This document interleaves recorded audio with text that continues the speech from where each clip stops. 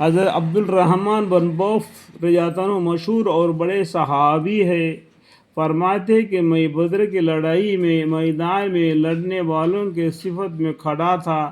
میں نے دیکھا کہ میرے دائیں اور بائیں جانب انصار کے دو کم عمر لڑکے ہیں۔ مجھے خیال ہوا کہ میں اگر قوی اور مضبوط لوگوں کے درمیان ہوتا تو اچھا تھا کہ ضرورت کے وقت ایک دوسرے کی مدد کر سکتے۔ میرے دونوں جانب بچے ہیں، یہ کیا مدد کر سکیں گے؟ اترے میں ان دونوں لڑکوں میں سے ایک نے میرا ہاتھ پکڑ کر کہا کہ چاچا جان، تم ابو جہل کو بھی پہچانتے ہو؟ میں نے کہا کہ ہاں پہچانتا ہوں، تمہاری کیا غرض ہے؟ اس نے کہا کہ مجھے یہ معلوم ہوا کہ وہ رسول صلی اللہ علیہ وسلم کی شان میں گالیاں بکتا ہے۔ اس پاک ذات کی قسم جس کے قبضے میں میری جان ہے، اگر میں اس کو دیکھ لوں تو اس وقت تک اس سے جدا نہ ہوں گا کہ وہ مر جائے یا میں مر جاؤں۔ مجھے اس سوال اور جواب پر تعجب ہوا۔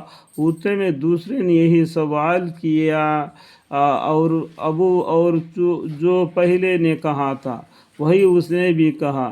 اتفاقاً میدان میں ابو جہل دوڑتا ہوا مجھے نظر پڑ گیا۔ میں نے ان دونوں سے کہا کہ تمہارا مطلب جس کے بارے میں تم مجھ سے سوال کر رہے تھے واضح رہا ہے۔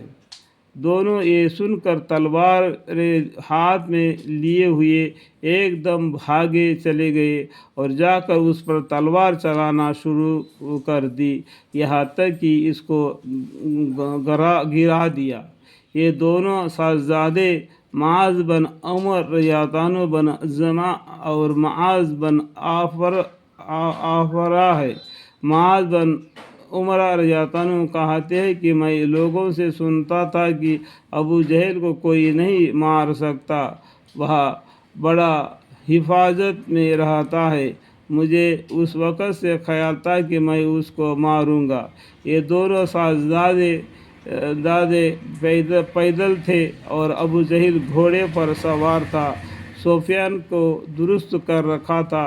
جس وقت عبد الرحمن بن عوف رضی اللہ عنہ نے دکھایا اور یہ دونوں دوڑے تو گھوڑے سوار پر برابر راستہ حملہ مشغول تھا، اس لیے ایک نے گھوڑے پر حملہ کیا اور دوسرے نے ابو جہل کو ٹانگ پر حملہ کیا، جس سے گھوڑا بھی گرا اور ابو جہل بھی گرا اور اٹھا نہ سکا۔ یہ دونوں حضرات اس کو ایسا کر کے چھوڑا آئے تھے کہ اٹھ نہ سکے، وہیں پڑے تڑپتا رہے، مگر معاذ بن عفراء ان کے بھائی نے اور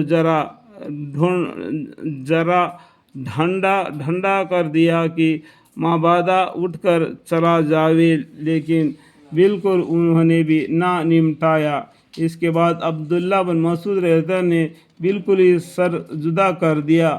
معاذ بن عمر رضی اللہ عنہ کہتے ہیں کہ جس وقت میں نے اس ٹانگ پر حملہ کیا تو اس کا لڑکا اکرم ساتھ تھا، اس نے میرے مونڈے پر حملہ کیا جس سے میرا ہاتھ کٹ گیا اور صرف کھال میں لٹکا ہوا رہ گیا۔ میں نے اس لٹکے ہوئے ہاتھ کو کمر کے پیچھے ڈال لیا اور دن بھر دوسرے ہاتھ سے لڑتا رہا، لیکن جب اس کے لٹکے رہنے سے دقت ہوئی تو میں نے اس کو پاؤں کے نیچے دبا کر زور سے کھینچا، وہ کھال بھی ٹوٹ گئی جس سے وہ اٹک رہا تھا اور میں نے اس کو پھینک دیا۔ اللہم اغفر لنا